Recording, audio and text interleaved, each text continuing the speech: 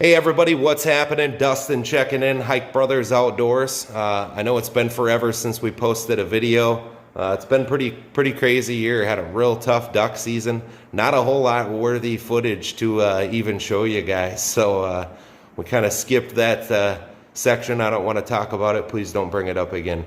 But now we're off to our ice season. It's been a rough start up here in Minnesota. Ice conditions have been terrible. Red Lake is an absolute mess right now. Some of the resorts are closing down, not even letting people out. So much water on the ice. I've been up to Lake of the Woods. Conditions are a little better there. Fishing's a little tougher.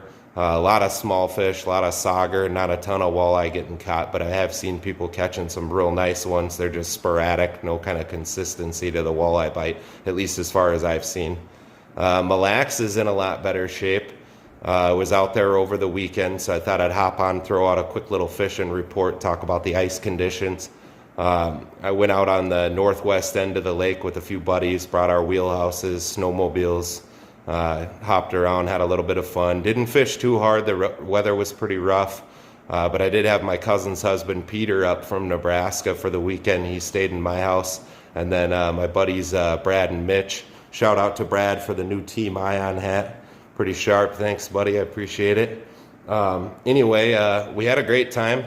Fishing was a little tough, but we were able to get on some, and we were able to get on some decent fish, catching quite a few of them that were in that 21 to 23 inch keeper range, so that was cool. We got to fry a couple and bring a couple home, so that was a big win for the weekend.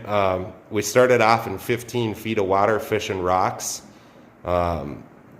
using louder jigs, buckshots, and rip and wraps to try to draw those fish in. Not a whole lot of action. I think I missed a couple, and maybe we picked up one on the jig, but almost all our fish were coming on big shiners on our set lines, be it rattle reel or under a bobber. We ended up moving. We got up there Thursday night at about midnight, set the house all up, fished there till Saturday morning. Got that big wind and snowstorm coming. We decided we'd hurry up and get her moved out. We moved from 15 feet out to 25 feet, and I think it was a mistake. The fishing slowed down quite a bit. We still picked off a few, a lot of marks, a lot of smallmouth swimming through. Brad was seeing on his camera, and then schools of perch moving through, smaller ones, a few decent ones mixed in there, but everything was pretty tight-lipped with that high pressure. Really the ticket though is to have something noisy.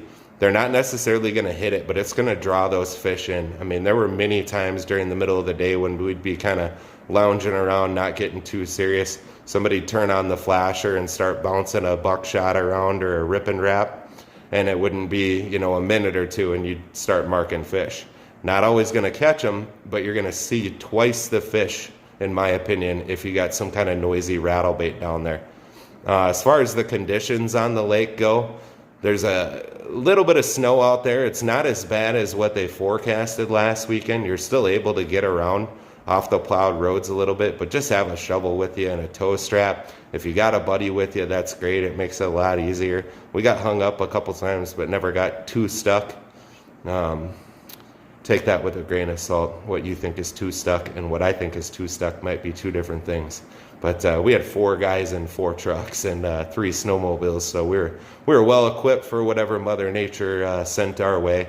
And on that note, make sure if you're going out in a storm like that, be prepared. Have extra blocks for your fish house. Have a tow strap. Have extra fuel for your generator. I had generator issues, but we even had an extra generator with us for backup. So it would have been a pretty crappy trip, as slow as the fishing was, without having a TV to watch. But anyways, here's a quick couple pictures and stuff.